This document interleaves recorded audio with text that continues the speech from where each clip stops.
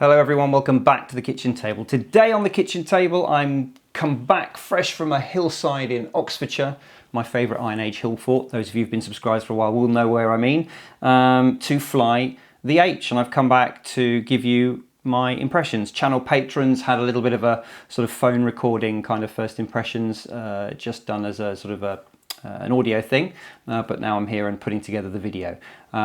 It's going to be a very long video, this one, because apart from a few edits for me blabbering and other parts where I forgot to say anything, I was having a bit too much fun, I've probably put about 90% of the entire flight that I had with it on video, and I'll put it after my conclusions. So I'm going to do my conclusions first and some of the things that I pointed out, and then, you know, for those of you who want to watch the full flight, you can. But before we go any further, it's the kitchen table. As ever on the kitchen table, we have to have a little beverage when discussing drones, and I'm still got some of the Mora Vista Argentinian Cabernet 2014 left, so for some reason in this enormous glass, but there we go. Cheers. Yum, yum, yum. Right. Let's start with some things that people have asked that I now know the answer to. Battery. How long does it take to recharge? Pleasingly, it beeps at you, the charger, when it's completed. So I now know exactly, there's no need to go and keep looking at it. It beeps when it's full. This one has just beeped about 10 minutes ago, and when I've looked at my watch and done the maths, it has taken just under 2 hours, 1 hour and 50 minutes to charge it from the low voltage warning, which is what I got and landed, through to full again. So it looks like the manual, which says 2.5 hours, was being a little bit overcautious. So just under 2 hours charges the battery from where you cannot fly it any further without getting the warning, and back to full again. How long of flight time did I get? With a bit of messing about and some power climbs and everything else, I got 19 minutes and 30 some seconds of flight. It was that long before switching props off and, between props on and coming down. Now that leads me to believe that the sort of stated 22 minutes in the hover is perfectly doable. That would seem to be bode very well for that. I would say that if you're going to be flying more normally and not doing a few speed runs and some power climbs and various bits and pieces like I was, then I would say 20 minutes of normal flight looks like, from my one and only flight so far, looks like that's on target. A little bit of wind today, obviously plus or minus depending on the conditions, but I'll keep an eye on that and let you know. So let's start with the things that I thought weren't particularly great.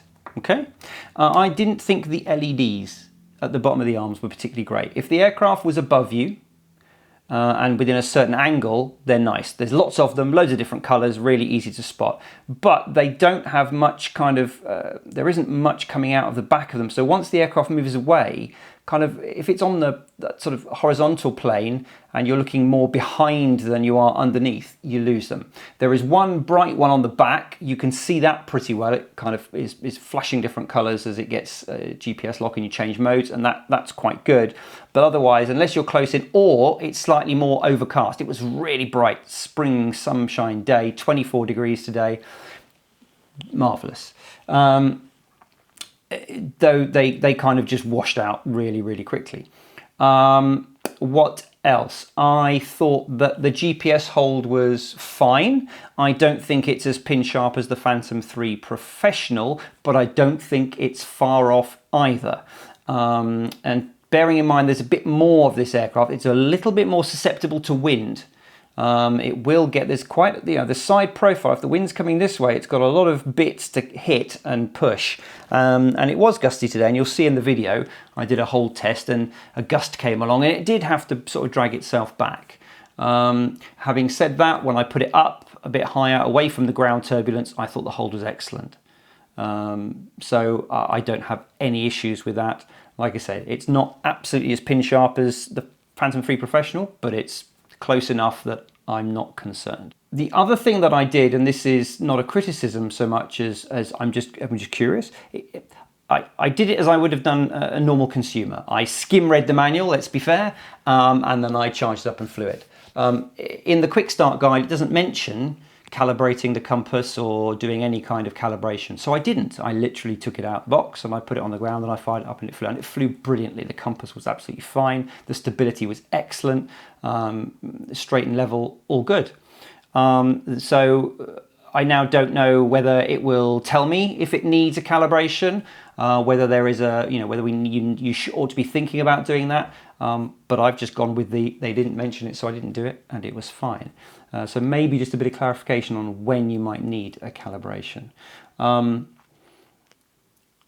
be honest, I'm nitpicking because I really had an absolute blast with this aircraft. I thought it handled really nicely. I thought with the sort of the proportional rate control on the back of the transmitter, you can put it down into the tortoise mode. I found that almost too sloppy, frustratingly so. But as a beginner, if you couple that with the smart mode where back on the stick always brings it to you, forward on the stick always brings it away without any worrying about orientation, those two combinations will make it super, super comfortable for you to fly, I think, as an absolute beginner. As someone who's flown quads a bit, but who does not hold himself out in any way as a hotshot pilot, just someone who's flown quads for a bit, I put it straight into the angle mode and put it straight up into hair and found it to be sharp and responsive without being anything to worry me about at all. I thought it flew really nicely. One thing I find difficult with this hex format, because I'm not used to it, is I lose orientation very quickly. It's very tricky to work out which direction it's heading. Luckily, you have an on-screen display with a big arrow on it that shows you which way the nose is pointing in relation to home, and you can sort of use that rear LED. The flip side of that, though, this sort of bigger form factor, there's more of it, is I found the visibility excellent. It stood out a bit better against ground clutter. It certainly stood out against a pale blue sky fantastically. The dark colour gives it a lot of presence, and this kind of it's quite tall, and so that shows really well. Cable cam slightly blew my small mind, I have to tell you.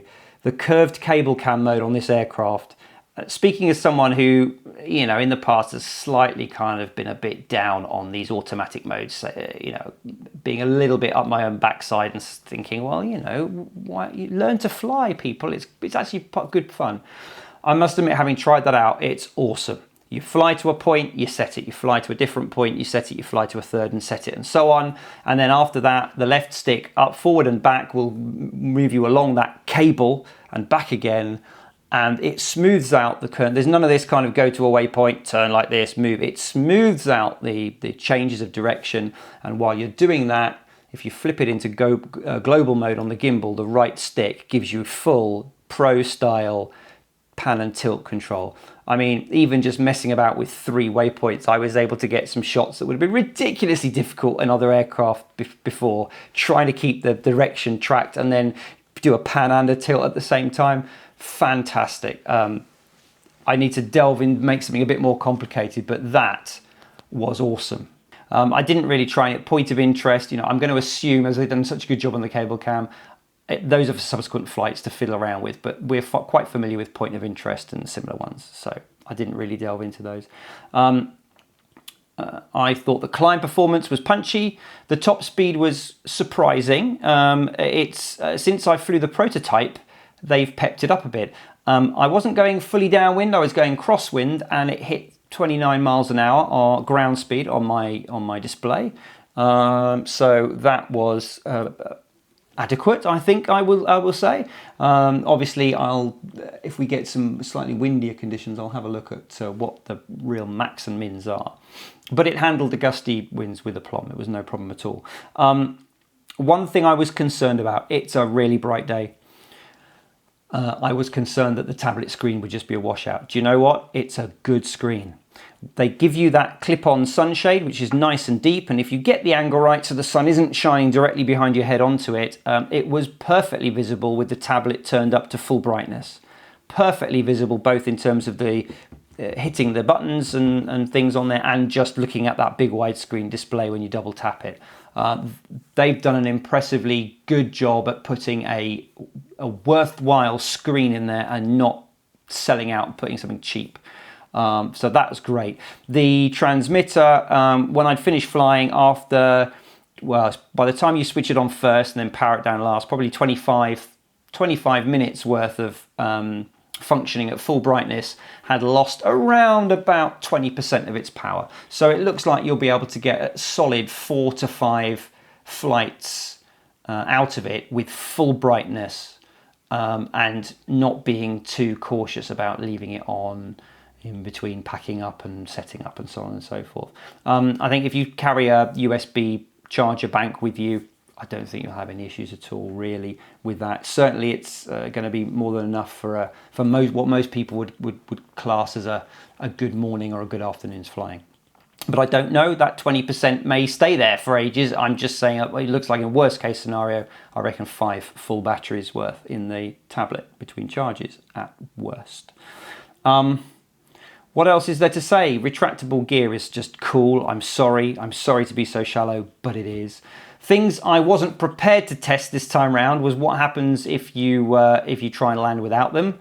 I quite like it at the moment, so I'm not doing that if you don't mind. I will ask Yuneec what happens. One of the things I really liked about it is the return to home function is a simple flick of the switch. If you flick the switch, it starts to come back. If you move the switch away, it just stops where you're doing. No worries about how do I take it out of return to home, or it's doing this climb or otherwise. The thing you've got to be careful of is it will not climb unless you are below a certain threshold, which I think, and I can't remember, the manual is a blur at the moment, but it was maybe 30 feet, something like that. If you're above that, it will just hold wherever you are. But I really like that. It means that even if you're a more advanced pilot, if you get a bit of confusion, you can flip that switch and it will just start coming back. Suddenly you kind of get yourself out of jail. You flick it back the other way and it just waits for you to take control again. Easy, simple, nice. There's probably lots more. I'm just buzzing. I really enjoyed flying this aircraft. An absolute blast. As I say, a couple of niggles. I don't think there's any deal breakers here. Some people might not like the sort of 2 hours recharge. So I think that's important that you know. But my goodness, the software just worked really well. The downlink was good. People are obsessed with range. In the UK, it's illegal to fly further than you can see it. All right, and it was my first flight for this aircraft, but I thought, look, let's give it some sort of test for lag and breakup. I went out to 1,000 feet away from me and only about 15 to 20 feet higher than me, so not ideal. And at 1,000 feet, I found it was a beautiful 720p widescreen picture with very minimal lag and very occasional glitching. Very occasional at 1,000 feet. This leads me to believe that certainly in the UK, you'll be able to get this to the very, very edge of legal flight without an issue. Beyond that, because the antennas on the transmitter are standard SMA type connectors, those of you who are desperate for more range can go and do all sorts of super duper aftermarket mods without even opening up the back of the transmitter. So I think you'll be catered for. But as I've said, it is illegal in the UK to fly further than you can see it with your own eyes. I'm not going to push it more than that on this flight, and I will push it further to, perhaps 500 meters, 1,500 feet or so, providing I can see it, and let you know on subsequent flights. That's it. I'm going to stop waffling now. Let you watch, if you want to, the full 20-minute flight video, give or take a few minutes. But so far, I really enjoyed this. I was surprised how quiet it was. I was impressed with the curved cable cam and the transmitter, and I've had a blast today. So go and watch the rest of it, and thank you for all your support and for watching these vids, and I will see you again here on the kitchen table. Until then, cheers. Okay, so here we are, ready to go. I don't have the backpack, as you know, but really the benefit of having the transmitter and the sort of tablet all in one is that put the props on that, carry handle on that, one hand underneath that, and I'm good to go. I obviously have got my recording gear, but there we go. So I've arrived at the destination, and we're going to go and climb up to an Iron Age hill fort and give it a fly. So before we get going, I just wanted to show you the quick release, quick attach prop locking system. So basically, on you go, spin it around, follow the arrow, nice little click, simple as that. Really, really quick and effective. So here we are. Let's have the first takeoff. Just to remind people, I am not doing a camera test at the moment. This is just going to be purely flying, and I'm going to record what I'm seeing at 1080p at, I think I've put 30 frames a second, because I just want to be able to easily and quickly put it into my my other video while do some more flying, and we'll look at some of the different things. If I'm hoping to find somewhere I can actually host a raw file from it, from this Seago 3 Plus camera, at the highest resolutions, both raw in terms of a still image and the highest resolution 4K, just a brief clips that people can see. But for now, let's fire everything up. Let's see if we're in.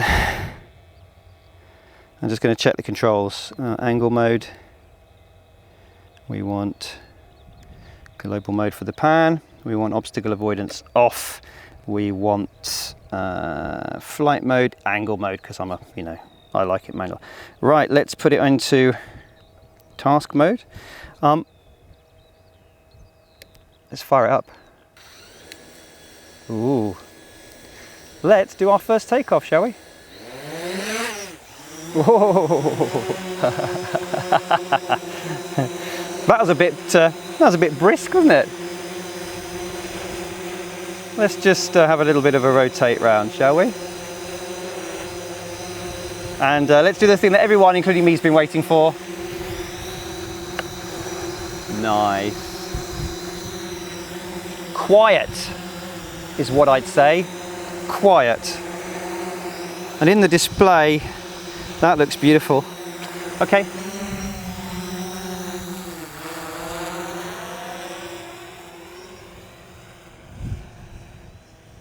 Oh, yes.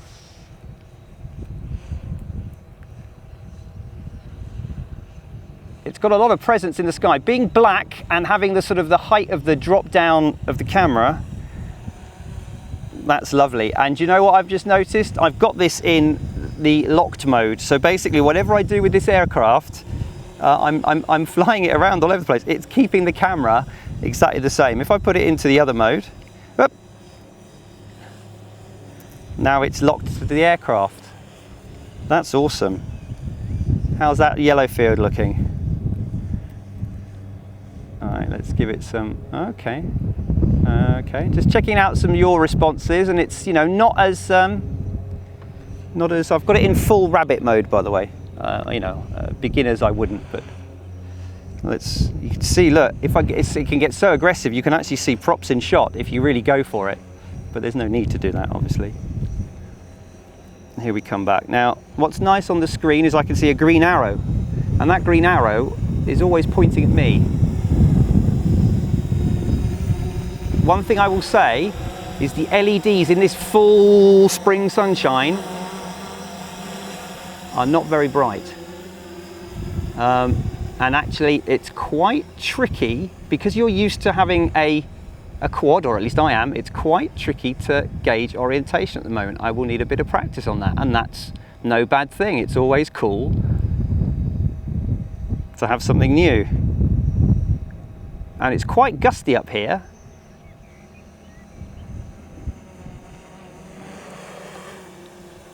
All right, let me bring it down and into camera shot if I can. It's going to be tricky. And let's see if we can just, you can see it there, can't you? Let's just put it into smart mode and see what the hold is like. Ready?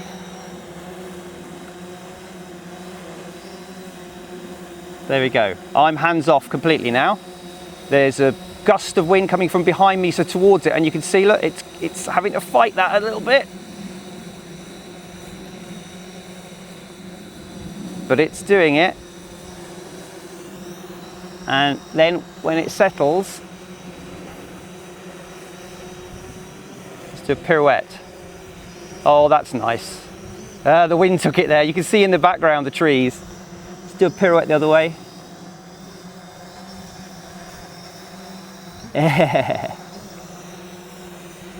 Okay, let's put it back into angle mode, and we've got a bit more aggression now. Let's just do a power climb. Wow, and it's got a brake. Did you hear the braking there? Hopefully you heard it over the wind, the braking to hold its altitude. And I tell you what, let me be really unprofessional and see if I can do this, which probably I can, but badly.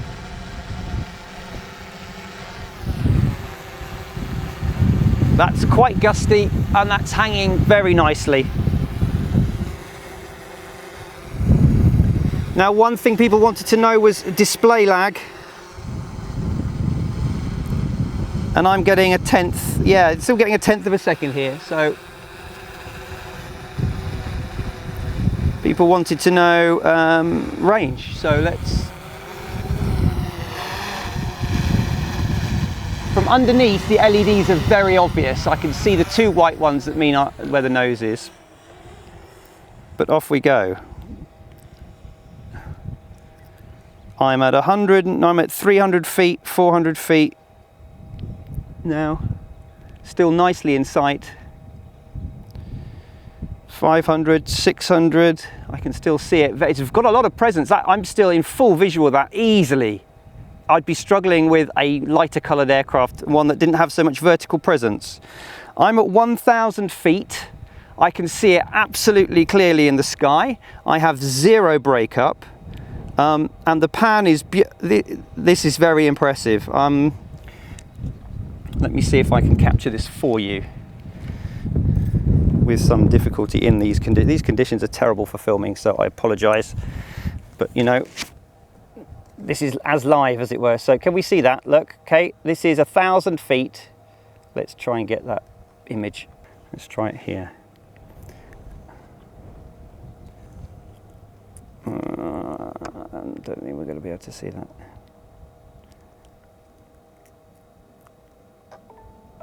There we are. I don't know if you can see that, but 1,000 feet away. I had a bit of minor glitching. You've got to watch your antenna angle, and I'm not doing it very well.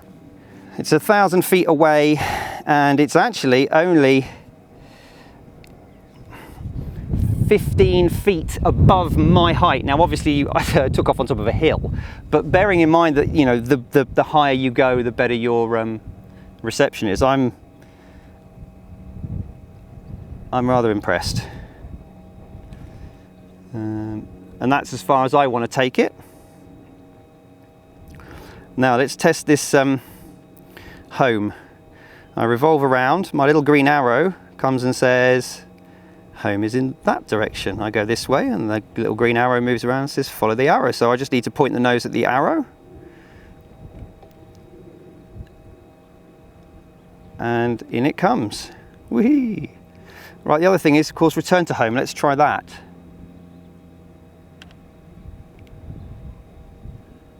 It's a-coming. It's a-coming. I can see it coming. 700 feet.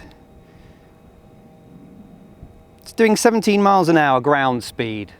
That's nice to know. And it's just coming in a straight line right for us. And at any point, I can flip it out of there like this. Bing! Whee! Arrest, arrest, arrest. And now it's holding station exactly where it was. Flip it down into home again, and it brings itself. And because it's above the threshold height, it doesn't do any climbing or anything, so you need to plan for that. But as a way of coming home, and stop again. Then it'll correct itself, get itself sorted. 17 satellites. Right, people wanted me to delve into cable cam mode. Let's enter cable cam mode. Okay, so we need to set a waypoint. Let's set a waypoint here and plus, and then let's fly it over there and go down. Stop. Set a waypoint here, plus, and then let's bring it back towards me. No, let's go this way actually. There we go. I'm still not used to the hex format. It's going to take some getting used to, understanding. Okay.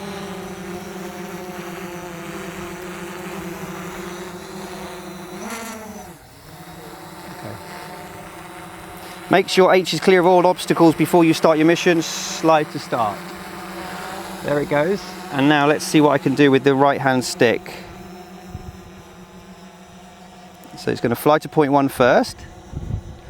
Off it goes. I've got exit, pause and resume, obviously. By the way, we've got 11 minutes at the moment, 11 minutes in, and it's showing us half battery. Well, 14.7 volts to be fair. Okay, it's at point 1. So now we push our stick forwards and it goes along the cable. There we go, stop and bring my stick the other way. And it should go back along the cable that I set. There it goes. Okay, let's carry on. And all the time it's... And now look, if I put it into gimbal, into global mode, while it's following the route, I've got total, look at this. This is me doing it with the joystick. That's fantastic. Stop. All right, let's retrace that route. Back we go.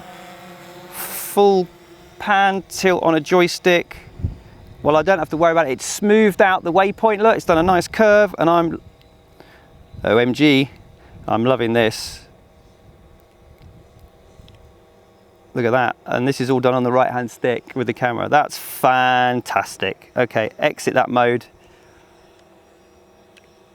That's just, well, awesome. Just awesome. That's just fantastic. I'm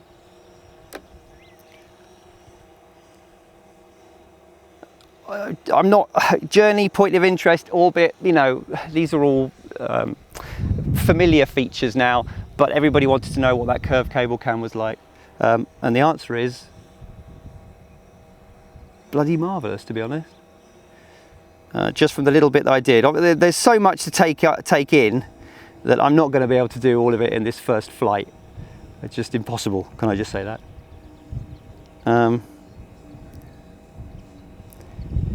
The descent rate is nice and slow. I cannot push it. Climb is snappy and there's a good rotor braking.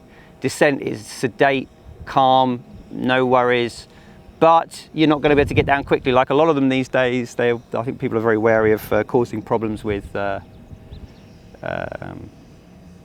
getting into your own wash and all that sort of stuff. But you know, let's do the usual, shall we? Let's go and have a look at the fields. Around we come. I'm surprised how much angle that you can put on. I mean, I have got to be fair, I am got the gimbal in the fully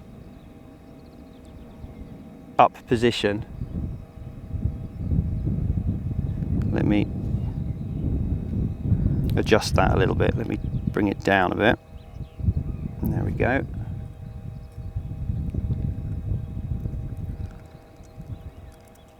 And then if I give it the full beans, there, we've got no props in shot.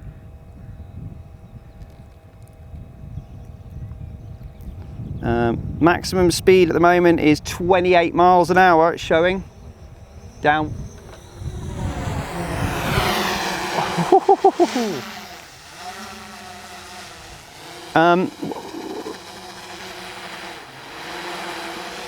What's my flight time? Over 15 minutes and I'm still showing 14.5 volts.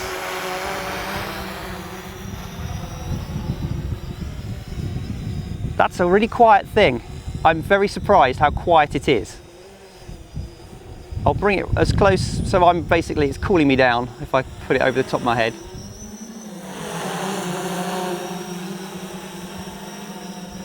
And we'll hear it. This is about, oh no.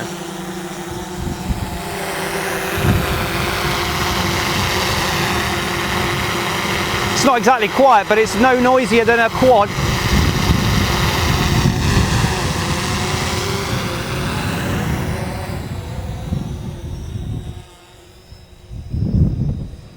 That's nice.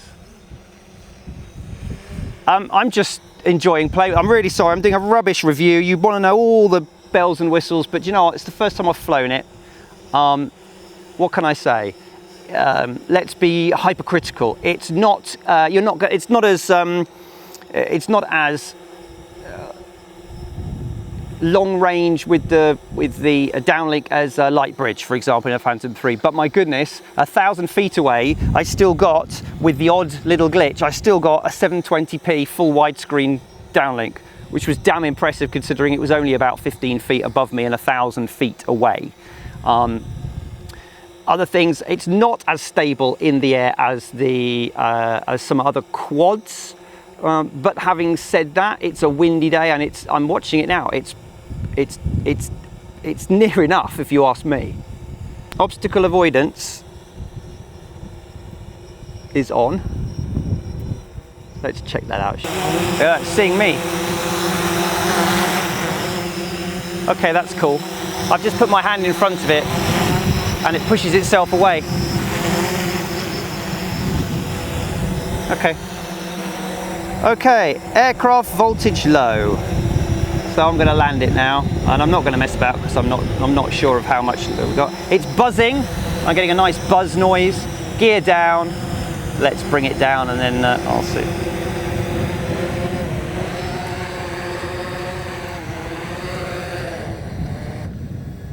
Right, it's now idling, and then you just press and hold 1, 2, and they stop dead. 14.6 volts. I need to see what the what it's rated, but that was 20 minutes, just under 19 minutes and what's that? 18 seconds to low first stage warning. Don't know what it's set at. Don't know whether you could tweak that and how much the margin is, but my goodness, that was a really fun 20 minutes.